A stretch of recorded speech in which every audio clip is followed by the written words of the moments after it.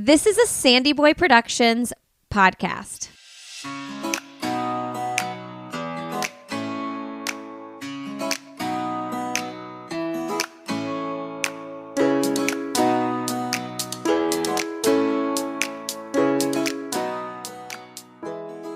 Hey everybody, welcome to Why Is Everyone Yelling with Lindsay Hine. I'm your host, Lindsay, and I'm so grateful you are joining us today. Thank you for being here. Today's a fun episode. I'm talking to returning guest, Rachael Amarante. Rachael was on the show last summer, episode 39, when this podcast was just a baby. She and I talked about finding joy in motherhood and summer sanity ideas and tips last year. So that's a good one to go back and listen to if you are new here.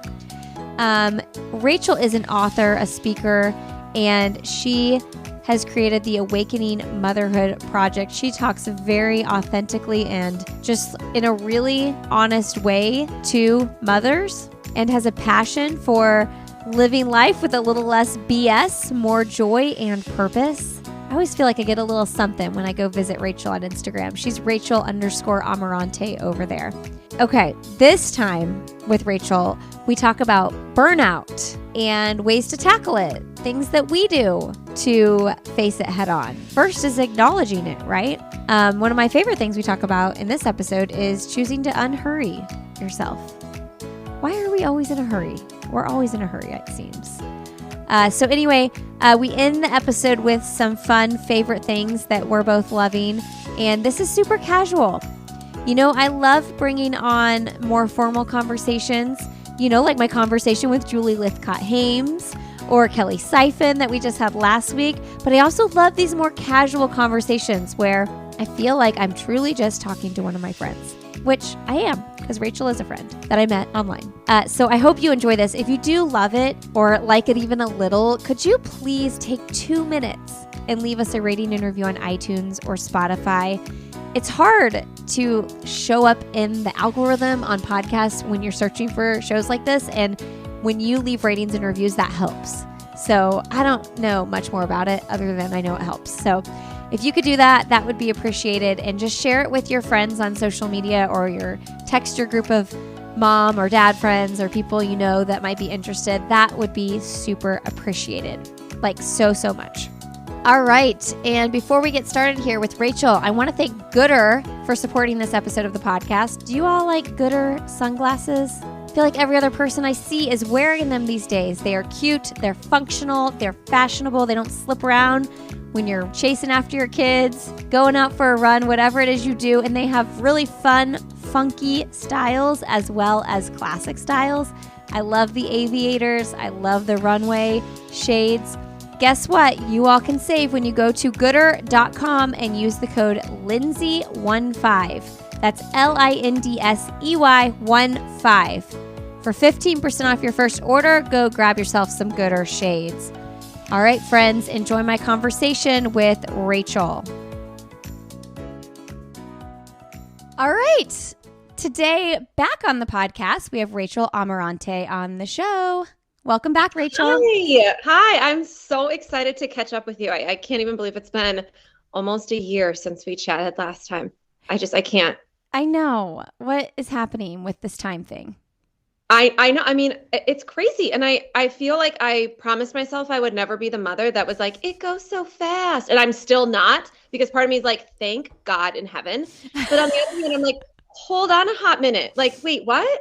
And then like, as their lives go fast, like our lives as mothers, like we were just saying before we jumped in and recorded this, like, wait a minute, you were moving last year. Like I had just launched the stuff that I'm working on. And it feels like time hasn't even gone by. I don't know.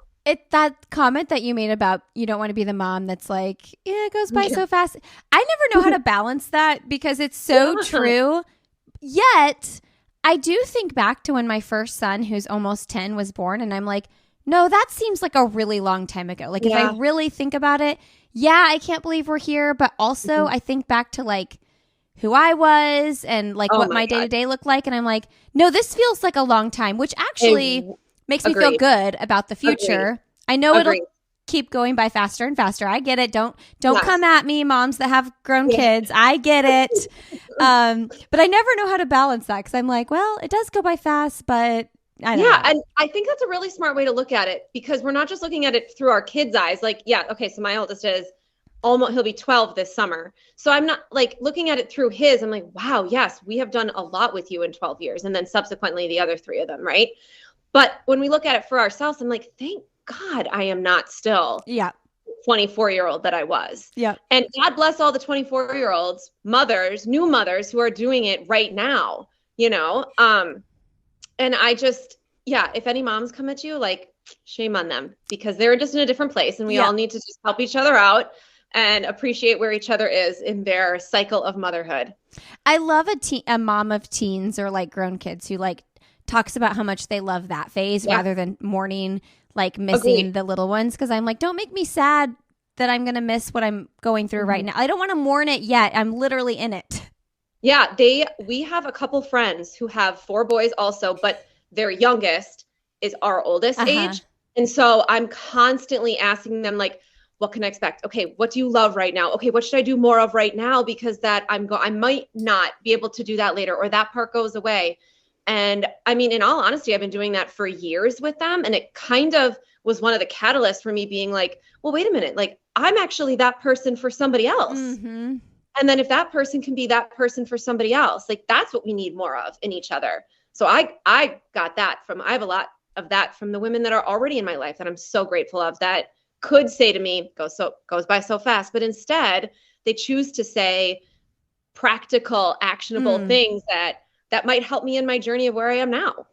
Yeah, we were just at like a brewery the other day and I saw that. We had 3 of our kids with us. One of them, actually our 5-year-old stayed with the neighbor. She was like, you can just leave him. And that was great because actually our 5-year-old can be more of a handful than our 3-year-old, which is kind of like flip-flopped, right? But we were with 2 other families. The one family has a 9, a 4, and a 1-year-old. Okay. And then the other family has a 13 and then 2 9-year-old twins, and they're buddies with my oldest. And we were kind of talking about, the family with the baby, they were like about to leave because like the baby was super tired and it was just time to go. And she was talking about like, does she want to have another baby? And the mom that had the 9-year-old twins as their youngest, she was like, I'm just telling you, like, it's really nice right here. Like, this is really good right now. So just so you know, this is good. And I'm like, okay, I needed to hear that. That's good. And so did the woman with the baby. Yeah, exactly. Yeah. I think a little bit more kind honesty and empathy is good. We need that in each other. And it's hard to compare. We can't compare. Like you just listed off all those different ages and all those different children. And it's so important to find those people that you're okay asking those questions to and okay getting the responses from in our lives. Shout out to the neighbor who kept the 5-year-old. Let's just say that. Yeah. And that's your third, right? Yeah. Yeah, that would be your third. Oh yeah, my third. Thirds are, although my 4-year-old, my 4th, he is a monster child. Nothing like my other 3 were. I don't understand. I'm like, do you not get enough sleep because we're at baseball until 10 o'clock every night? That could be. But I mean, just a terror. I don't understand. Oh my gosh. It's so funny because my 4th is like really chill. I think God knew I needed that. Remind me your ages. I can't remember if we were super close in our kids' ages. Yeah, they are. Okay, so Sunny is 4 and then 9, 10, and 11. Oh, your 3 are really close together. 3 are really close together. And then you have a little bit of a gap. I was trying to remember that before the call. 9, 10, 11. Wow, that's close. Yep. Okay, so one of the things that Rachel and I are going to talk about today is burnout. Yes. Anybody listening feeling burnt out? Yep. I'm sure some people are. But tell me your feelings on this topic because I know you have big ones. I do. I have big feelings about this. And I was so excited when you were like, yeah, let's do it. Because I know you like to shake things up a little bit too. My problem with burnout right now in our lives as mothers is that we are really good at talking about it. All the memes, all the conversations, all the funny emails that you see copy and pasted into Instagram or wherever, like, are you burnt out? How's your burned out day going? What else contributes to burnout? Like that, great. We all know that the world of motherhood is burnt out, but what are we doing about it? That is my entire platform, really, is I don't like to talk about things without putting action behind them. So, and all of us are burnt out. I don't care if you have your dream job and your kids are all settled and your marriage is wonderful and whatever, like we will still feel burnt out throughout our lives, especially after coming off of the couple years that we came off of. But I think the important thing is not to try and fix burnout with a pedicure, with a Target run alone, with a joke on Instagram, even with like a weekend away to like, quote unquote, fill up your cup. But like, what are we doing for the long term?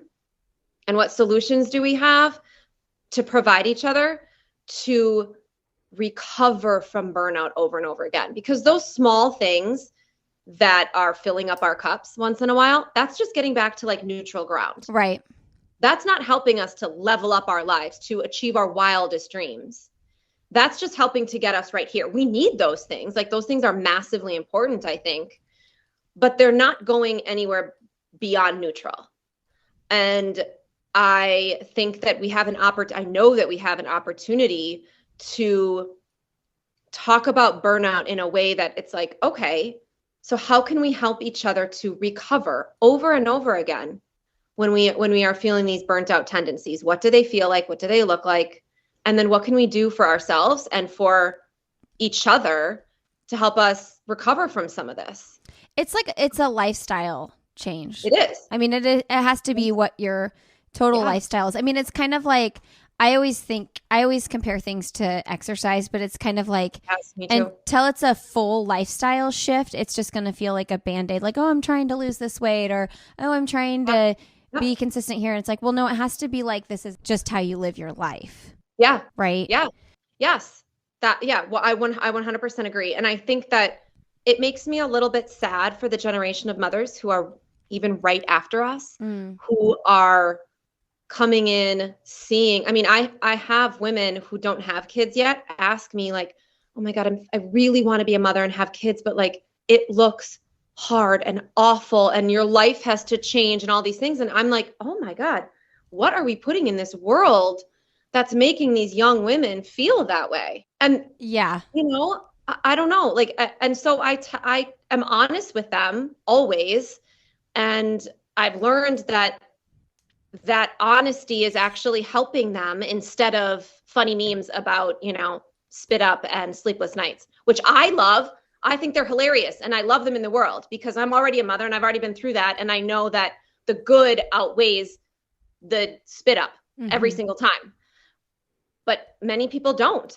Yeah. You know, when I'm like processing everything you're saying, I think that one thing that's really hard is what makes things easy is money, right? Easier as far as like getting help, getting childcare, all those things. And so I feel like there's just, and I'm just speaking honestly here, like where my thoughts are, like when I see a friend or a neighbor who has like babysitters all the times and things like that, I'm like, oh, but motherhood is easier for them. And it's really easy to get caught in that comparison.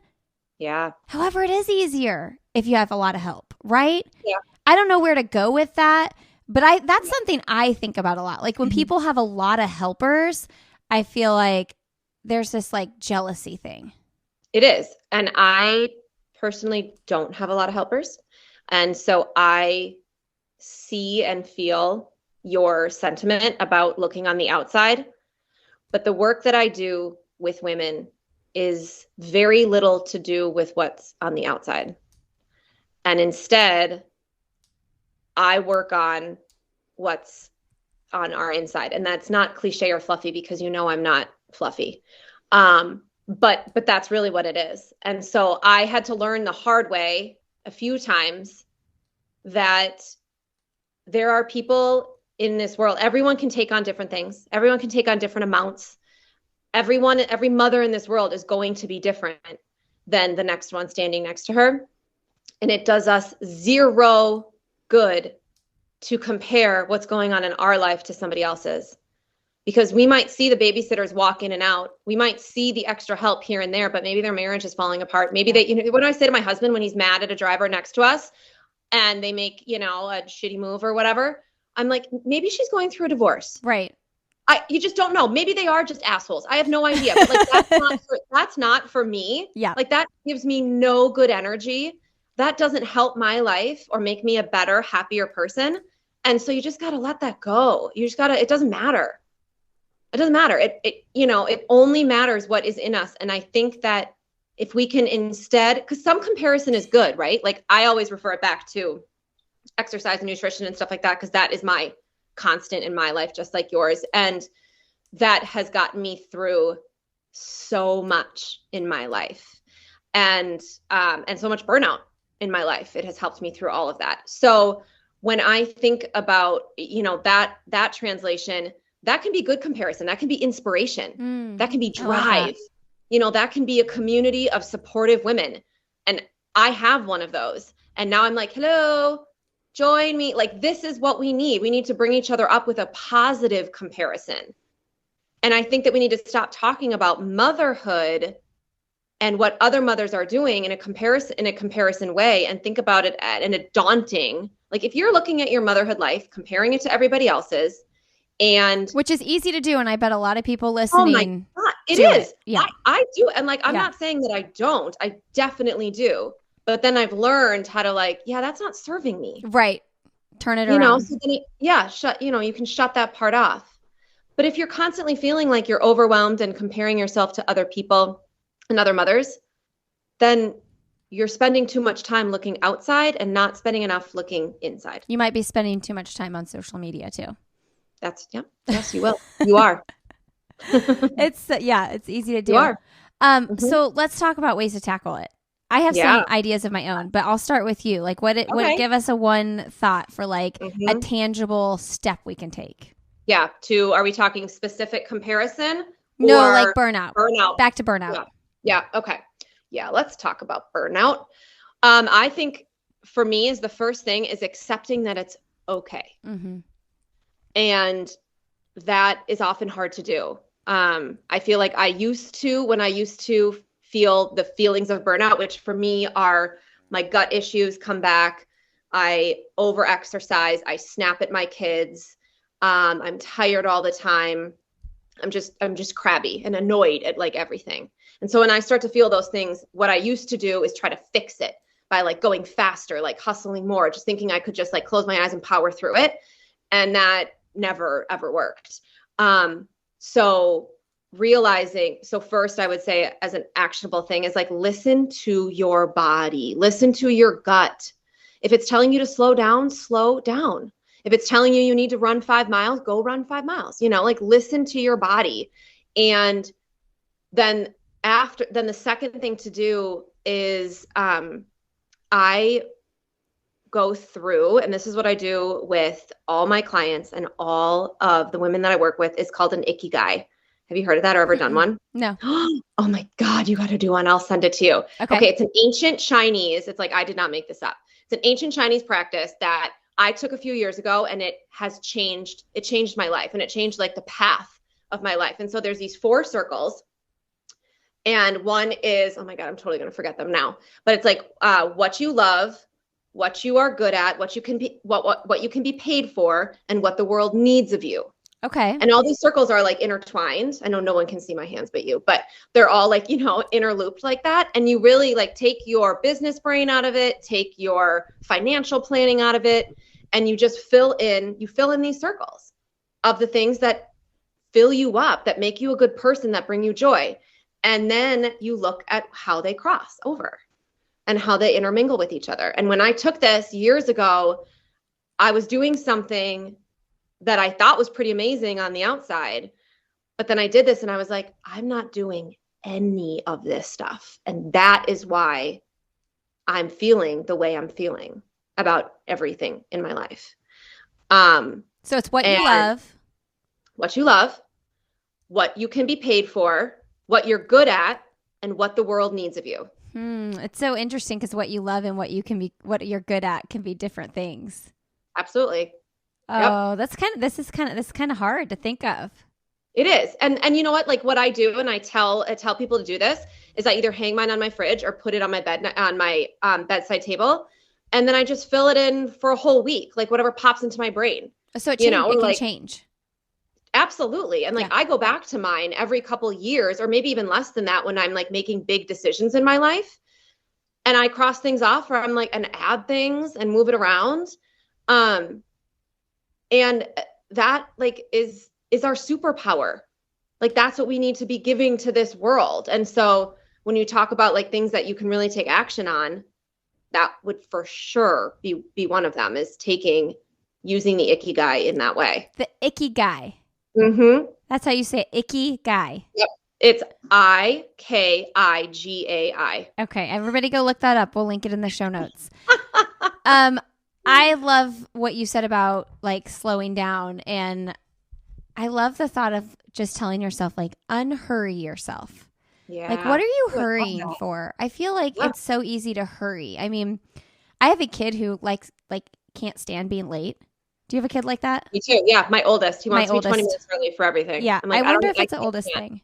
It must be. Yeah. Yesterday we had parent-led or student-led conferences. So they were doing conferences at school. Yeah, which is pretty cool. Okay. So I love that. He walks me through all of his work, everything he's doing. The teacher's not even involved. We just go to the school and he walks me through everything. Really cool. Yeah. And it's kind of like an open-ended thing. Like, you sign up for a time frame, but it's like it takes as long as you need. And they're just trying to get an idea of like what kids go and what time, like to kind of see how many kids will be in the building at once. And we were going to be probably like 2 minutes late. And we were picking up my other kid. He was at the neighbor's house and he was walking purposely slow. And I mean, my oldest was just losing his mind, like going crazy. And then afterwards we had a soccer party. And we needed to stop at Harris Teeter, so I wasn't the mom that showed up empty-handed. Mm-hmm. And so we were going to be 20 minutes late to the soccer party, but like it was like a rolling entrance soccer. It's show up between 5 and 7. Mm-hmm. Just lost his mind. Everybody's going to be leaving. It's going to be over, you know. And I say that because it's like it might sound nice for me to say like unhurry yourself. But it's hard to do when you have someone in your family who is constantly hurrying you. At you. Yes, barking at you. Mom, we have to leave right now. Mom, we have to leave right now. Mom, we have to leave right now. Yeah. Oh my God, yeah. Yeah, so, I mean. I don't know how to remedy that. But if I can call myself to say, we're going to be late, like to stop worrying about that. Mm-hmm. But it is hard when you have a kid, you know, constantly pushing. And he's like emotionally distressed about this. It's not like he's just trying to be a huge turd. He like literally is upset about it. I agree. And my son it's mostly, and maybe this was the same with yours, like going to the school to show your mom this big thing. Like mine is always like, we need to get to baseball on like early. Yeah. We're supposed to be there at 5. I want to be there at 4:45. Mm-hmm. And part of me is like, you are not the only person in this family. Right. There is 6 of us. Right. And there's a level of respect of everyone's time. You know, you will be there on time, but you probably won't be early because I've got 3 other kids that have to go different places. Right. But maybe if like we like write, I'm a huge, also a tactical thing is like write everything on a Post-it. There are Post-its on my kids' mirror in their bathrooms of like baseball quotes and like Brene Brown quotes that I've read them before and things like that. But I have them on the fridge too. Like in my own bathroom, it says surrender. And you use Post-its. Oh yeah. Actual Post-its. Okay. I'm going to get some Post-its. Yes. But like you could write unhurry and put it on your, on your locker, on his little cubby or on your garage door. You know, I love that even more than slow down for some reason. Unhurry sounds like you're releasing yourself like of that burden. It feels intentional because like when we say like slow down, I feel like, you know, I'm just yelling at them because they're in socks on the wood floor. Right. Oh, it's so true. Unhurry. And I've had this motto since like, I think since I have my second kid, it's like, I'm just going to be late sometimes and not in a disrespectful way. Like I'm going to show up to doctor's appointments on time, like things that are important. I'm going to make sure I'm on time. But like, if this is like a rolling entrance thing or like a casual thing, a birthday party, like we're going to be late. Like you know, maybe we won't be, but like, it's okay if we are. Yeah. And I think 90% of the battle is, again, it starts with us, the mother, our mental. And that's something that's hard for me because I'm the oldest, type A, super organized, right? Like I like to be on time too. I like to have it all together all the time. And the minute my anxiety rises about that, so does everybody else's. Oh yeah, everything gets hot. Everything gets heated. Everything is a domino effect, and then we're all, crying at the party when we get there. I wonder if it's an oldest child thing. I mean, I know that there's so many, like, I know. Who knows? But my sister, who's the oldest, cannot stand that we are always late. She's like, oh, you're going to be there an hour after everybody else arrives. Like, and she, and she doesn't like, but my younger sister hates to be late too. So I don't know. Maybe the middle child is like the free spirit child. It is. Yes, you are. Which I love. And I need, like, I learned so much from my second born. Yeah. Because we're exact opposite in that way. And I'm like, all right, like I can dig that. Like, I appreciate that a lot. I need that. Yeah, for sure. Another thing for me that has been helping with burnout lately is I have really been intentional about not drinking alcohol during the week. And that's been really hard for me. Like, it's been really hard because on nights that I'm home and we don't have anywhere to go, I want a glass of wine at like 5:30, right? Yeah. But my energy is up. And I think that this is something that, like, people don't really want to hear. Because if you enjoy your glass of wine most nights or whatever it is you have, like, you're like, but that's my, like, Band-Aid, or that makes me feel good for a little bit. I knew for a long time that was masking some anxiety and things like that. Yeah. And in the last, like, probably 2 months, I've, like, really been intentional about this. And I just feel so much better. And I don't feel like this, like, pressure, to, like, do I have a drink? Do I not have a drink? No, it's Tuesday. I don't drink on Tuesdays. You know what I mean? Yeah. No, I think that that's very hard, and it happens for all of us in different ways. Mine is like when everyone goes to bed, even if it's like 9:00 at night and I'm ready to go to bed, I'm like, oh no, I'm going to have, like, mine is dark chocolate chips and, like, on a rice cake. Is it bad for me? No, good Lord, Rachel. But, like, is it something that my body needs to fuel me so that I feel great in the morning? Absolutely not. Because then I go to bed with a stomach ache and wake up tired. Yeah. So I think that that's different for everyone. Alcohol is a big one, just as I think food is addictive as well, different types, and sugar and stuff like that. So yeah, I love that tactical one. And now you're inspiring me to let go of my chocolateness every single night to wind down. It's pretty funny, like, not funny, maybe that's not the right word, but, like, as we get older, that like, having a big piece of cake or something affects me, how I feel in the morning, just as much as a couple glasses of wine. It's like all that sugar, whereas even 10 years ago it was just like, oh, okay. Yeah. Wasn't a big thing. And I swear to God, the nights that either one, I do have a glass of wine, or two, that I have my chocolatey dessert, is like when someone needs me at 3 a.m. Yeah. Oh yeah. Right. I'm like, what? How? It's like, a curse. How is that actually possible? Like, what? Is that a real thing? Like, what? I can't explain it. So I think, like, giving up whatever the crutch is, right? Like, whatever the thing is. And it's not that it's bad, like, to do sometimes, but if it whatever it is for you, if it feels like it's a crutch, like, it feels like it's a Band-Aid, maybe reconsider the kind of Band-Aid that goes back to the same things that we were talking about before of sort of fixing burnout. Yeah. Those are our small fixes. That's not fixing anything. I don't really feel like fixing burnout. Like, when I get those feelings of anxiety and gut issues and overwhelmed, those are supposed to be there for a reason. It's just like going through the grieving process, let's say. We need that. We need to feel that way because it reminds us to realign. Yeah. It reminds us to, like, okay, something's not working right now. So let's listen to ourselves and to our bodies and to the women around us who inspire us. And let's, not fix that, but let's figure out what that's rooted in. Hey friends, I want to tell you about Shoot Photography. This is an amazing photography service that couldn't be more simple. They have 30-minute outdoor sessions that are absolutely free to book, no sitting fee, and you only pay for the photos you love. My family had pictures done recently. It was so quick, so simple, and we got our pictures back one day later.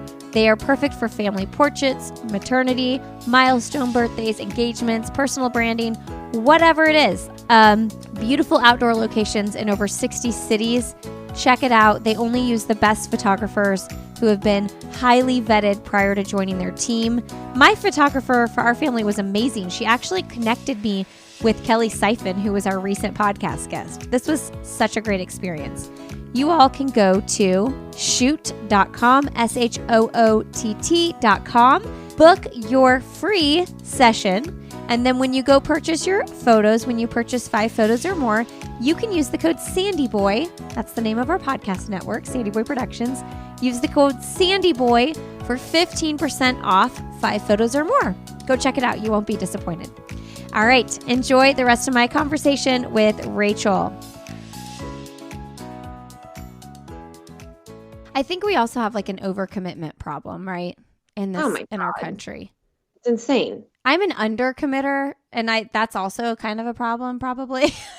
I think it's fine. You've committed to having 4 children. I feel okay. Done. Check. Moving on.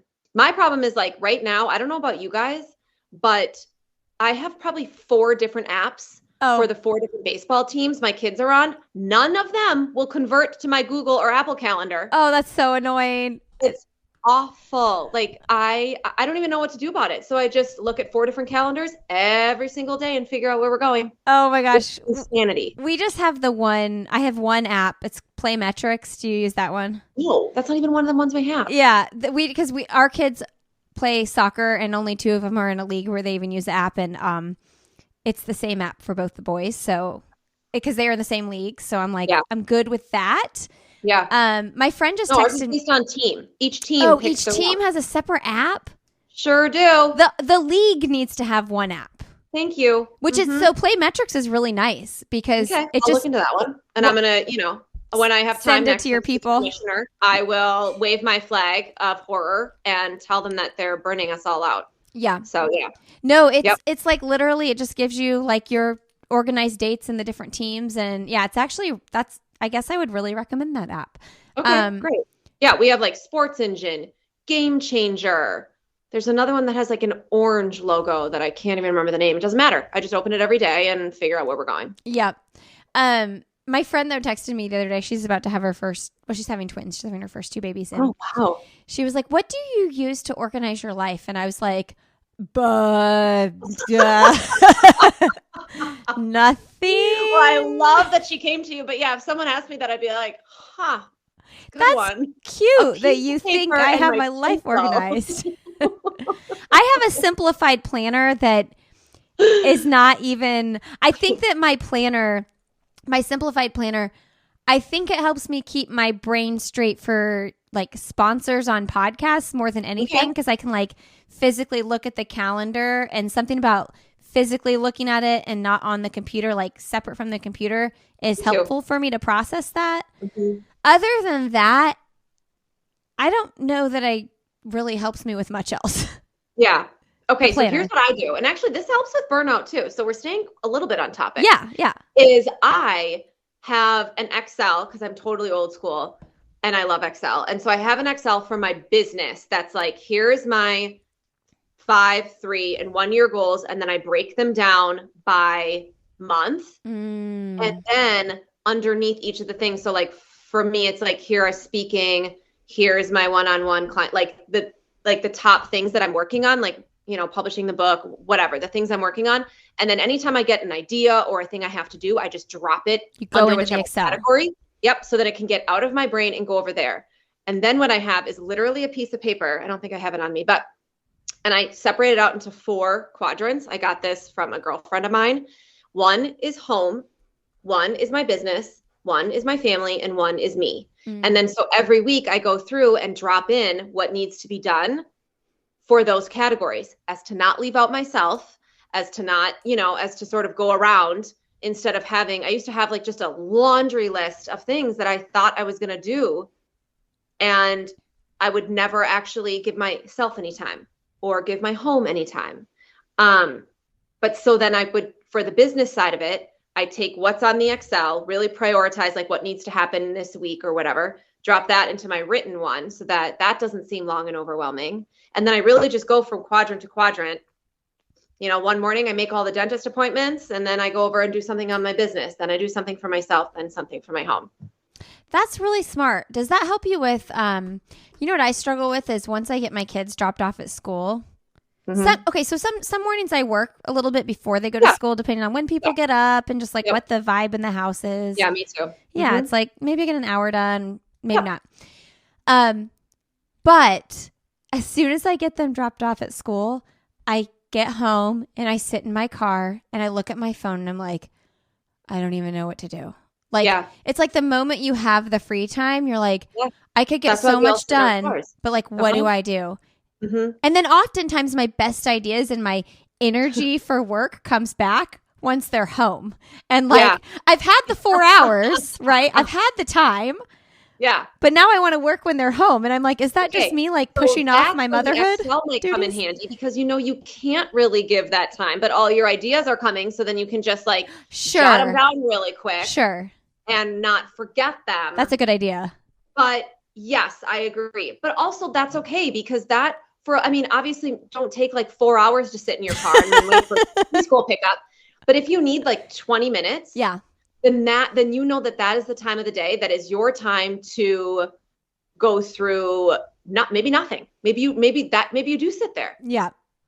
Like I know my mom back in the day, she would drop us off, she would go home and she would sit for 30 minutes and have her coffee and watch the Today Show. I mean, that's kind of awesome. In my head, I'm like, you did what now? Yeah. And she's like, I mean, not every day. Like I wouldn't be able to do that every day. But like on the days when I got home and feel like I needed to do that, that's what I did. And the expectations that have been set for our generation of motherhood is like, oh, no, you don't get to do that anymore. Yeah. Like, you don't get to do that. You don't get to sit down. Even though when you think about it, from the hours of 5:30 a.m. until for my kids an 8:30 drop off, and I have 2 different drop offs, which I know you do also. It's like, I've already lived a life between 5:30 and 8:30. Isn't that crazy? Once you drop them off, you're like, is the day half over? Yeah. Especially with late drop offs. Like we're done now. Good. Yeah. Because my kids go at 9, which is pretty late. Yeah, that is late. You know what though? I'm not going to try to make it sound like I have it hard at all because my big boys ride their bikes to school, so I don't have to do anything. Oh my God, that's amazing. And I also don't mind the 9 a.m. start. Like let them sleep in a little bit, like especially when we're at sports till late at night as they're getting older. Yeah, no, I agree with that. And half of my kids will sleep a little bit longer. The other half are up pretty early. My oldest, though, he'll get up at 5:45 and then like at 9, he's like, I feel like we haven't had enough morning time. And I'm like, do you? Do you feel like that? Because I feel like this has been a really long 3.5 hours. This is good. Mm-hmm. Oh my gosh. Yeah. Yeah. That's a long morning. I know. Okay. So I feel like these are some tactical things. The Excel spreadsheet, I feel like we have given people some tactical things. And I know that I hope so. Some people, if they're anything like me, don't want to hear the alcohol thing because I did not want to hear that for a very long time. I did not want to hear that because I wanted to go do it. You had a very powerful podcast. I feel like it was maybe right after mine. Maybe. It might have been the one with my sister. It was. Yeah. Yeah, it was. She talked about giving it up because she's going on like 18 months now and like feels so good. And she's, I tell her, I'm like, I'm not going to be all or nothing with this. And that's how I am with food too. Like, I can't be all or nothing with food at all. Like my neighbor, for instance, the one that watched my 5-year-old the other day, she's like on this crazy diet and I'm not gonna lie, she looks amazing, but I am like, part of me looks at her and I'm like, oh, I wish my stomach was that flat. But part of me is like, no, you don't, because you want to eat food that you enjoy and you don't want to be restrictive and you just want to like move your body and eat what you love. So that is not, to me, maybe to her that's worth it and that feels great to her, but to me, it's not worth it. I can't do anything all or nothing. You tell me I can't have spaghetti, I'm going to punch you in your face. Yeah, no, I mean, I agree with you. I do not believe in dieting. Yeah. At all. I never have. Because I am an all or nothing. Like I will give you 110% no matter what. But my brain will do that. But my body is like, oh yeah, and then you overtrained and then you probably underate. And now you've got all these issues that keep coming up. Yeah. You know, my question to myself always, now that I've learned this, is like, how happy are you? Yep. You know, like, I'm pretty damn happy. Yep. Okay. Then you're doing something right. Totally. Yeah. I think that all or nothing with anything is just not healthy. Well, again, that goes back to burnout. Yes. You know, it does. You know, I was just thinking about that this morning because I had a cold. I was like, I had 2 weeks of really good training with my running. Like, I was feeling so fit. And I kind of ebb and flow a little bit. I'm always consistent. But usually I string together 2 weeks where I'm like, dang, you're doing some superhuman stuff here for me. not for true superhumans, but you're like feeling good. And then, you know, something will happen, like I got a cold. And you're derailed for a little bit, and then you can come back. But anyway, I was coming back. I did a 12-mile run on Friday. Felt good. Took a rest day on Saturday. Worked out normal-ish on Sunday. And then Monday I did 6 miles with my husband, and I was like, I feel like garbage. Like, just my body was heavy. My legs were sore. Everything felt like garbage. And I was like, tomorrow has to be a rest day. Yeah. Like, it just has to be. And part of you is like, oh, but you've been building. Like, you want to stay consistent. You already took a rest day on the other day. On Sunday, 2 days ago. But I'll tell you what, I took that rest day yesterday, and I just had the best run this morning. So it's like, you have to give yourself those breaks and not feel guilty about it. And no, and it's not like you have to get over the fact that, like, I am going to do this for 3 months. Okay, well then what's going to happen in 3 months? Like, what's going to happen after that? Like, I want to live till I'm 100. So, like, I've got a lot of months to take care of myself, and I will be eating spaghetti, and I will be eating chocolate chip cookies along the way. Because I love them. So I'm going to have, but I also care about being fit and being strong and being able to haul all the things I do around my home and in my yard and whatever. But because that's what I love and that's what I really enjoy. So let's find the ways and the things that work for us to be able to have that for the long term, and not just in these like 3-month stints, because that's wreaking havoc on our hormones and our metabolism. Hormones, yes. And, you know, I realized to some people listening, they might be like, oh my gosh, because like 12 miles is a lot. And, you know, 12 miles is a lot. What my like, up to that.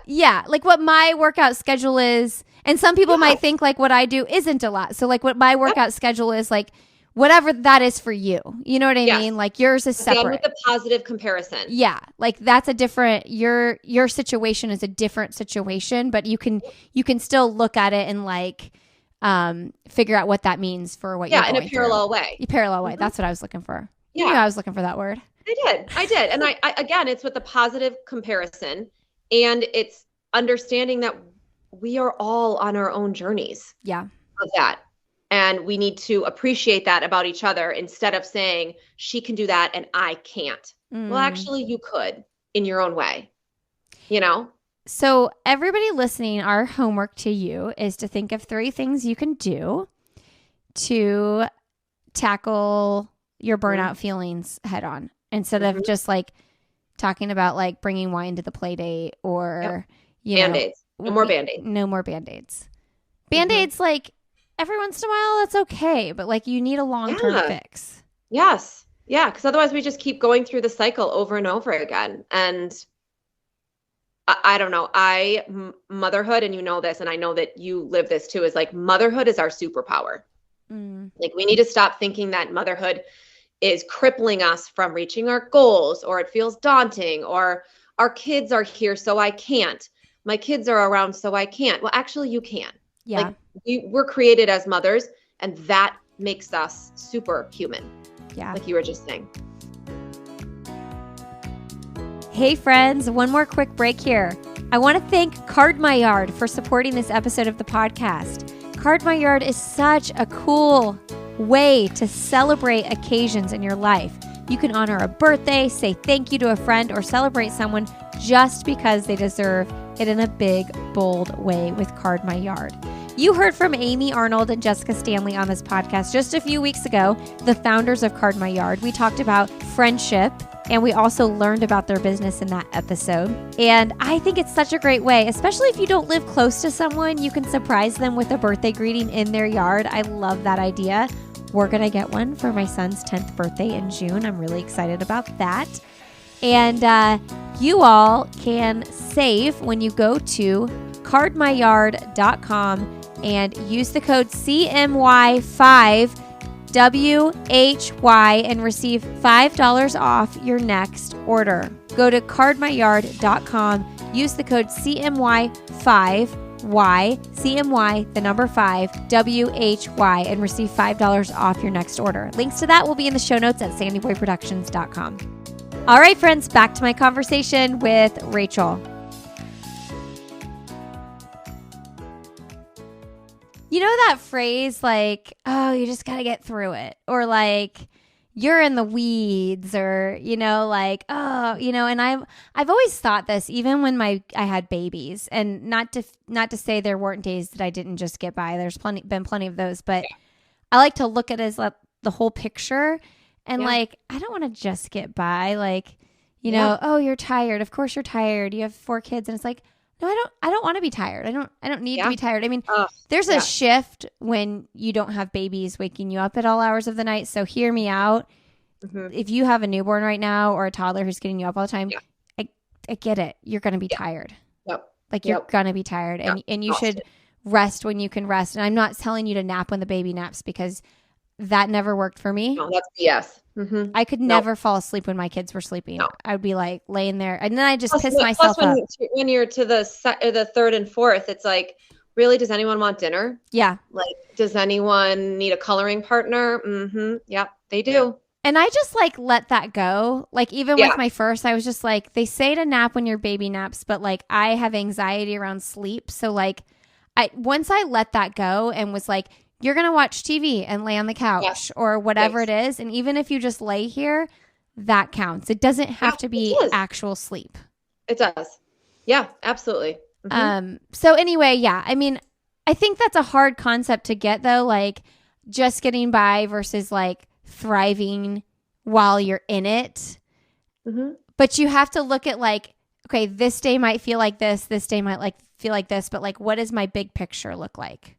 And I would ask you and the listeners, and as I do myself always, is when you're talking about being in the weeds is what propels us forward. We have to be in the weeds sometimes in our lives. And we have then maybe instead of trying so hard to like escape the weeds, maybe we start to think about like, why am I here? And what am I need? Why do I need to be here right now? What do I need? What does my family need right now that brings me to this place that feels uncomfortable or stuck or sad or worried? And then when you understand it, then you can get yourself out of it instead of, again, just trying to fix it with alcohol and dark chocolate chips. Scrolling Instagram, comparison, judgment. Thinking of all the ways we escape. Yep. All the ways. Mm-hmm. You know, I do find escaping with like a funny TV show serves me so much better than oh my God. Do you guys watch New Girl, or did you ever watch New Girl? I used to watch New Girl. Is it still kicking? Like, is it still going on? No. Oh God, no. It's long gone. But my husband and I, like, because we're in the crazy season of our life where we're not home till 9 p.m. Every night, but we want to like sit down for a minute together. So we've been rewatching it just because we were like, whatever, let's just put it on. We cry laughing every single night we watch it. And we've already seen the whole thing. I can't remember. I haven't seen the whole thing. I don't think I have, at least. Oh my gosh, it's so funny. And yes, that is so needed in our lives right now. Like 30 minutes where we just sit on the couch in the dark and laugh. And then we go to bed at 9:30. Okay, so speaking of that, let's talk about some things that we're loving to bring some fun energy to the listener. Mm-hmm. Okay, you go first. What's your first thing? Okay. So I talk about this a lot, and I can send you the link to it so you can add it to the show notes. But it is this Australian brand. It's called Sun Butter, and they have tinted moisturizer. It's super cost effective, and I've been using it for a couple years, and that's all I use on my face is their tinted moisturizer. So it's an SPF of 50, plus I use it like as my base. That's all the makeup I use. It comes in a tin. They're a very eco-friendly brand.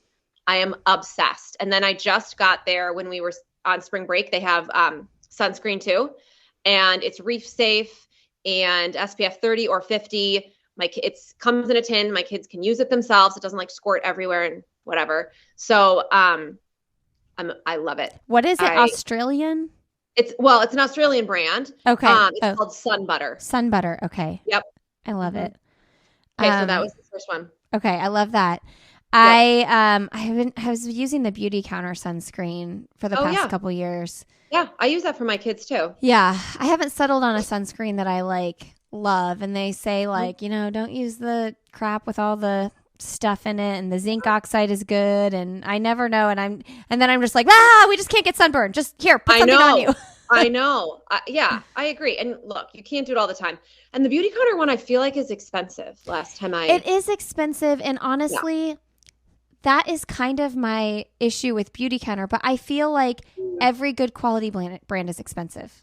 Yeah. Well, then you should try this one because it was no more than $30. Okay. It comes in. Okay. Because my thing with Beauty Counter is always this is nice. You're advocates for safe beauty, but only 5% of the population can afford your safe beauty. And we have 4 kids. I'm buying 4 containers of them a summer. I know. If that's the least amount. I know. I'm always conflicted, but then I always go back and buy more. Yeah, me too. Well, because I'm I don't want my kids to have chemicals inside their bodies and then I know. But then I am the mom that shows up at the pool and I forgot my sunscreen and I'm just spraying whatever me too. Yeah. Australian Gold or whatever it is that the person at the pool has. Yeah. Yeah. No, I'm with you. Mm-hmm. Okay, my first thing is the Sweat app, which I've been using for 2 years now. Write it down. This is just my strength training app that I use. Okay. And there's different programs, but I find it so helpful because if I'm I want to do chest and tries, but I can't think of it gives you 3 pyramids and 2 supersets and you can just knock it out. Just do it. I think it's either $12 or $20 a month, but to me it's totally worth it. I don't have a gym membership and we have a good amount of weights, but not a ton. And you can always substitute things, which by the way, right before this call, it was lat pull down was the exercise and I don't have a lat pull down. And so I looked up substitutes and it was reverse chin up. And I'm no, I don't want to do that. But yeah, that sounds terrible. Anyway, the Sweat app is really great. Okay. My second one actually is very much along the same lines. And mine is I've been loving Beachbody lately. Oh, it's very similar. I know there's so look, I've been doing Beachbody for 15 years. Really? Oh yeah. Oh, I didn't know that. My consistent thing through everything in my life. I can most days, especially when I had little babies, I would roll out of bed and go downstairs in my pajamas with no bra and turn on my workout, whatever one I was doing.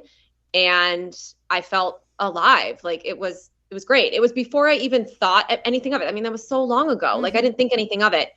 And then recently I got involved in more of the business side of it. And I'm okay, you guys project a little bit of the MLM that I don't love. I know. That's hard. But I've been doing this for so long. And it's just so good. 15 years is a long time. It is. And I've been doing the Shakeology, the protein shake. So that's actually what I was going to talk about is my kids drink it. My husband drinks it every day. I've tried all the different brands and it's so good. We use the vegan vanilla one. And I know, especially with your 4th, I feel are you eating real food? I know. That's my 3rd, but yes. Gummy bears and maybe a half a peanut butter sandwich at Caulfield. But every day my husband whips up this smoothie and I don't even know what else is in it besides this shake and it's not just protein. It's he gets prebiotics, probiotics, vitamin D, all this stuff. So I'm okay, job is done. Moving on. Yes. And we're in the busiest season of our lives right now. Literally in spring, but also with the ages of our kids. And so it's an immediate, it's yummy. I make it into cookie dough. I make it into smoothies. And I just know that it's giving me what I need. So that's my second thing. I'm totally sold forever. Yeah, we do smoothies. I use the Previnex protein powder, but that's like the one meal a day or mini meal that I'm like, oh my gosh, my kids are getting fruits and vegetables, because I always sneak a handful of spinach and like frozen fruit in it. Yep. Yeah. So I don't even sneak. They see me do it, but they can't taste the spinach. So they don't care. Oh. And it's not green. It's purple.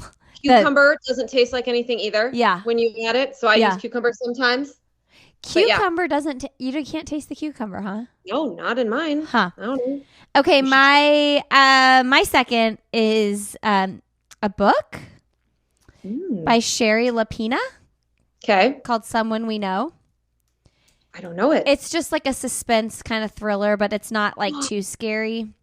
I recently shared it on Instagram, but now I'm reading another one of her books. It's like, it's the kind of book where I'm kind of weird. I read on the treadmill. I know people think that's strange, but I put the font on my Kindle just like really big, and it helps pass the time. That's a great idea. It's so good. That. Yeah. But those are the kind of books I need. Like I don't want a deep thinking book. I just want like a book where I can like be excited about what I'm going to read on the next page. So I think her books in general, if you haven't checked them out, are really good. They're just like easy, fast, suspenseful, but not too scary. Yeah. Yeah. I've heard of her before, and I do need a good one that's easier to read for sure. Because I read a lot of the business books. Yes, I know. Great, but I'm like, wah. I need a beach one somehow. I'll get to a beach. I got out of the business ones for a while. I was like, okay, you've read too many of these. You need to like calm down, and because you're like so much input. What am I actually going to do? Right. Yeah. I need to actually have some action around that. I agree.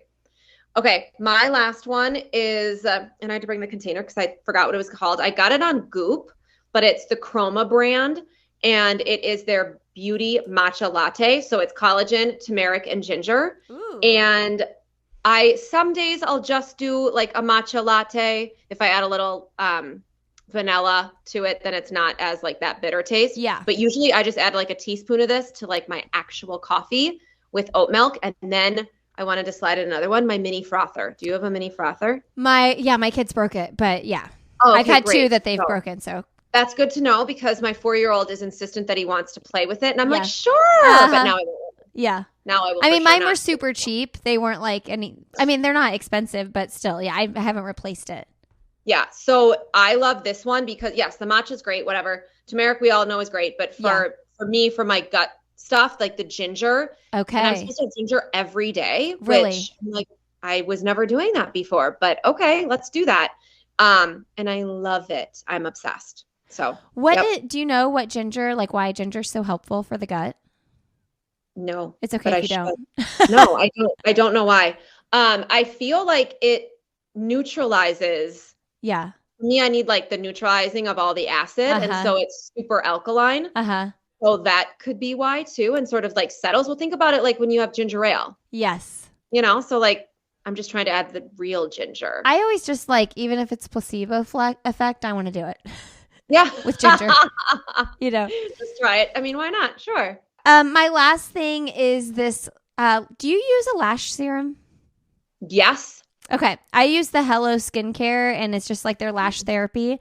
Okay. I've been using it for a year, and I'm like, I remember when they sent it, I was like, I don't think this is going to really do anything. But now I'm like, I can't imagine my eyelashes without it. It's just crazy how much better your mascara applies, and just how full.